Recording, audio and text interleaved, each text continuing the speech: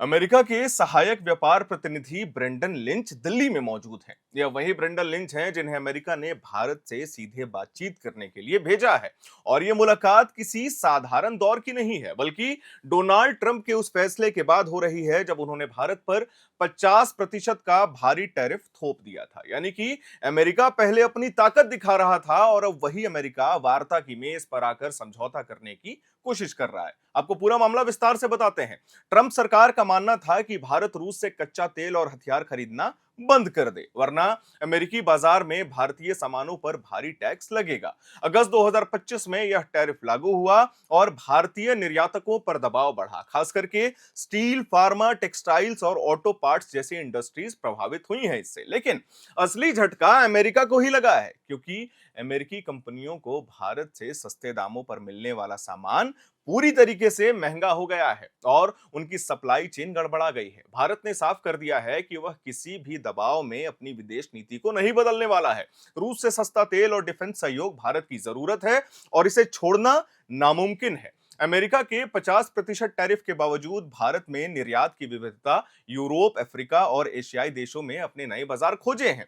यही वजह है कि भारतीय इकोनॉमी पर दबाव जरूर आया, लेकिन भारतीय बाजार घुटना नहीं टेक पाया अपना। अब स्थिति यह है कि अमेरिका का टैरिफ वॉर उल्टा पड़ता हुआ दिखाई दे रहा है। अमेरिकी इंडस्ट्री पर इसका असर इतना बढ़ गया है कि उन्हें व्हाइट हाउस और कांग्रेस पर दबाव डालना पड़ रहा है। वहीं अमेरिकी कंपनियों का कहना है कि भारत जैसे विशाल बाजार को खोना उनके लिए घाटे का सौदा है, क्योंकि पॉपुलेशन ज्यादा है इंडिया की। अमेरिका का आईटी सेक्टर हो या फार्मा हो, ऑटोमोबाइल्स हो या एग्रीकल्चर हो, सभी को भारत की जरूरत है। और यही वजह है कि ब्रेंडन लिंच को हड़बड़ी में दिल्ली आना पड़ा। वो मंडे को दिल्ली आए हैं और आज उनकी मुलाकात होगी। भारत ने भी इस वार्ता के लिए अपना एजेंडा साफ रखा है। सबसे पहले यह कि टैरिफ का मुद्दा सुलझना चाहिए, क्योंकि 50% टैक्स दोनों देशों के रिश्तों को नुकसान पहुंचा रहा है। दूसरा, भारत चाहता है कि अमेरिका उसकी फार्मा और टेक्सटाइल इंडस्ट्री के लिए मार्केट एक्सेस दे, क्योंकि वो दे नहीं रहा है। और तीसरा, भारत ने यह भी साफ कर दिया है कि रूस से तेल खरीदने का उसका फैसला उसकी संप्रभुता से जुड़ा हुआ है। इस पर कोई भी समझौता नहीं किया जा सकता। दिल्ली में होने वाली यह बैठक इसीलिए अहम है क्योंकि इसके जरिए यह तय होगा कि अमेरिका धमकी और दबाव की रणनीति से हटकर वार्ता और सहयोग की राह पर आता है या नहीं आता है। अभी तक अमेरिका का रुख आक्रामक था, लेकिन हकीकत यह है कि अब उसकी अर्थव्यवस्था और राजनीतिक दबाव ने उसे झुकने पर पूरी तरीके से मजबूर कर दिया है। ब्रेंडन लिंच की यह यात्रा सिर्फ व्यापार तक सीमित नहीं है।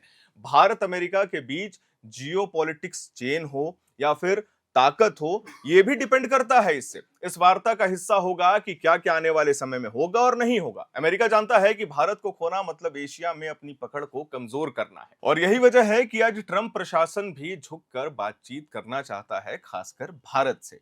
कई एक्सपर्ट्स का मानना है कि आने वाले समय में अमेरिका को अपना 50% टैरिफ वापस लेना ही पड़ेगा, क्योंकि अगर भारत यूरोप, रूस, खाड़ी देशों में और अफ्रीका से सप्लाई चेन मजबूत कर लेता है तो अमेरिकी कंपनियों के लिए भारत में वापसी करना लगभग नामुमकिन हो जाएगा। यानी कि अमेरिका ने जो दबाव बनाने की कोशिश की थी भारत पर, अब वह उसी पर भारी पड़ता हुआ दिखाई दे रहा है।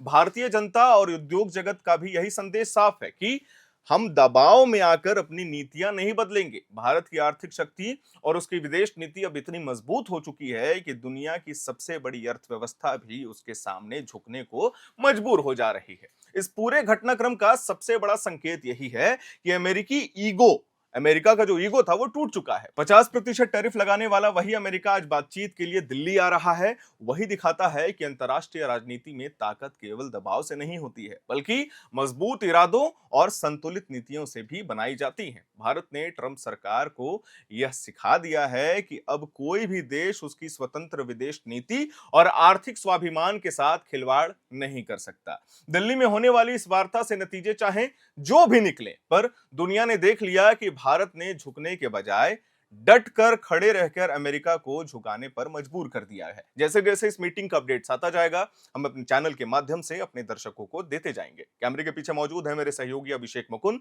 वीडियो को लाइक करिएगा, शेयर करिएगा, हमारे चैनल को सब्सक्राइब करिएगा। मेरा नाम है हर्षित और आप देख रहे हैं एयर नाउ।